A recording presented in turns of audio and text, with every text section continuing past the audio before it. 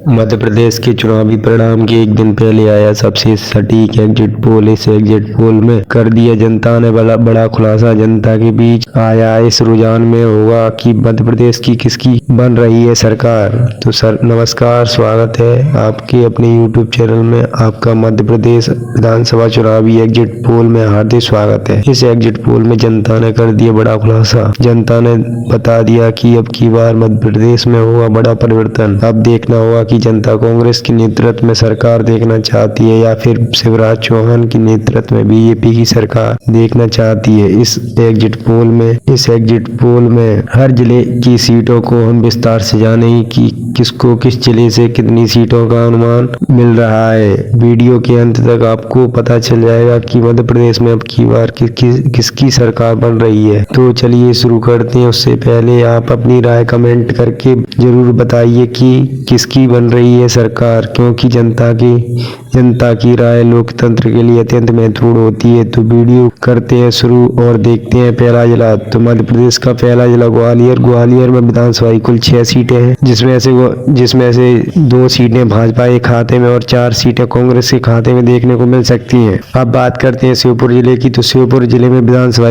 कुल 2 सीटें हैं और दोनों सीटें ही एक कांग्रेस के खाते में और एक बीजेपी के खाते में देखने को मिल सकती है। इसके बाद ही हम बात करते हैं डिंडोरी जिले की। तो डिंडोरी जिले में कुल 2 विधानसभा की सीटें हैं, जिसमें से दोनों सीटें भाजपा के खाते में जाती दिखाई दे रही हैं। यहाँ से भी कांग्रेस का बड़ा नुकसान होता दिखाई दे रहा है। इसके साथ ही हम बात करते हैं इंदौर जिले की। तो इंदौर जिले में कुल 9 सीटें हैं, जिसमें से 6 सीट भाजपा के खाते में और 3 सीट कांग्रेस के खाते में देखने को मिल सकती है। तो चलिए इसके साथ ही हम बात करते हैं शहडोल जिले की। तो शहडोल जिले में विधानसभा कुल 3 सीटें हैं, जिसमें से 2 सीट कांग्रेस के खाते में और 1 सीट भाजपा के खाते में देखने को मिल सकती है। यहाँ पर भाजपा का बड़ा नुकसान होने को दिखाई दे रहा है। इसके साथ ही हम बात करते हैं मुरैना जिले की। तो मुरैना जिले में विधानसभा की कुल 6 सीटें हैं, जिसमें से 4 सीटें भाजपा के खाते में और 2 सीट कांग्रेस के खाते में देखने को मिल सकती है। यहाँ पर कांग्रेस को 2 सीटों का नुकसान देखने को मिल सकता है। तो चलिए इसके साथ ही हम बात करते हैं दतिया जिले की। तो दतिया जिले में विधानसभा कुल 3 सीटें हैं, जिसमें से तीनों सीटों पर कांग्रेस देखने को मिल सकती है। यहाँ से बीजेपी की लुटिया डूबती नजर आ रही है। तो चलिए इसके साथ ही हम बात करते हैं जबलपुर जिले की। तो जबलपुर जिले में विधानसभा कुल 8 सीटें हैं, जिसमें से 4 भाजपा के खाते में और 4 कांग्रेस के खाते में देखने को मिल सकती है। यहाँ पर दोनों में बराबर की टक्कर देखने को मिल जाएगी। इसके साथ ही हम बात करते हैं शिवपुरी जिले की। तो शिवपुरी जिले में विधानसभा कुल 5 सीटें हैं, जिसमें से 2 सीट भाजपा के खाते में और 3 सीट कांग्रेस के खाते में देखने को नजर आ सकती है। तो इसके साथ ही हम बात करते हैं गुना जिले की। तो गुना जिले में विधानसभा कुल 4 सीटें हैं, जिसमें से चारों सीटों पर कांग्रेस नजर आ सकती है। यहाँ पर भाजपा का बड़ा नुकसान होता दिखाई दे सकता है। इसके साथ ही हम बात करते हैं सागर जिले की। तो सागर जिले में विधानसभा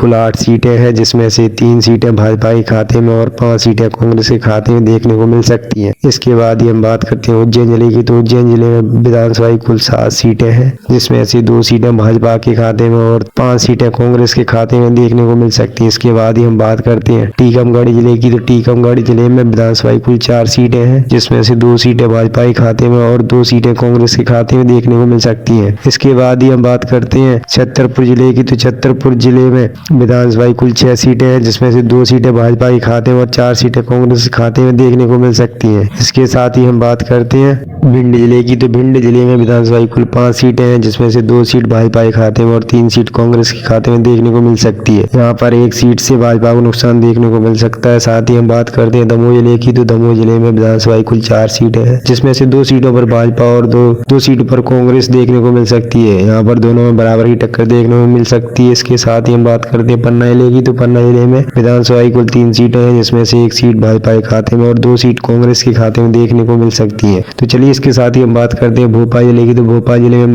विधानसभा कुल 7 सीटें हैं, जिसमें से 3 सीट भाजपा के खाते में और 4 पर कांग्रेस देखने को मिल सकती है। इसके साथ ही हम बात करते हैं सतना जिले की। तो सतना जिले में कुल 7 विधानसभा सीटें हैं। यहाँ पर भाजपा के खाते में 5 और कांग्रेस के खाते में 2 देखने को मिल सकती है। यहाँ पर कांग्रेस का नुकसान होता नजर दिखाई दे सकता है। चलिए इसके बाद ही हम बात करते हैं रीवा जिले की। तो रीवा जिले में विधानसभा कुल 8 सीटें हैं, जिसमें से 6 सीटें भाजपा के खाते में और 2 सीट कांग्रेस के खाते में देखने को मिल सकती है। यहाँ पर भी कांग्रेस का नुकसान होता नजर आ रहा है।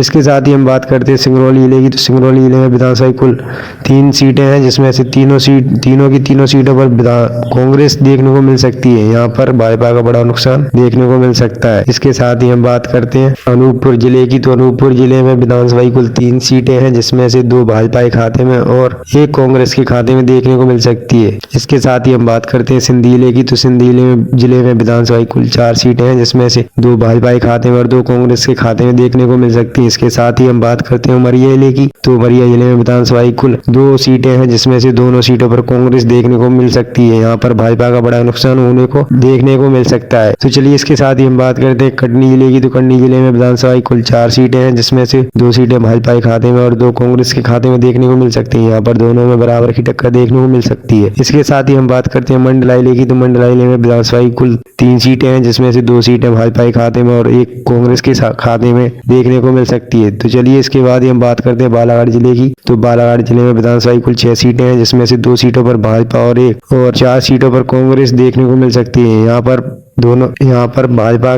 को कुछ सीटों का नुकसान देखने को नजर आ सकता है। चलिए इसके बाद ही हम बात करते हैं सिवनी जिले की, तो सिवनी जिले में विधानसभा की कुल 4 सीटें हैं, जिसमें से चारों की चारों सीटों पर कांग्रेस देखने को मिल सकती है। यहाँ पर भाजपा का बड़ा नुकसान देखने को मिल सकता है। इसके साथ ही हम बता दें कि आपको यह कुछ राज्यों के लिस्ट बताई गई है अभी इसके साथ ही और एग्जिट पोल में आपको अन्य राज्यों की भी खबर दी जाएगी। अगर आप हमारे चैनल पर नए हो तो चैनल को सब्सक्राइब कर लें, साथ ही वीडियो को लाइक करके अपना कमेंट करके बताएं कि किसकी सरकार बनेगी।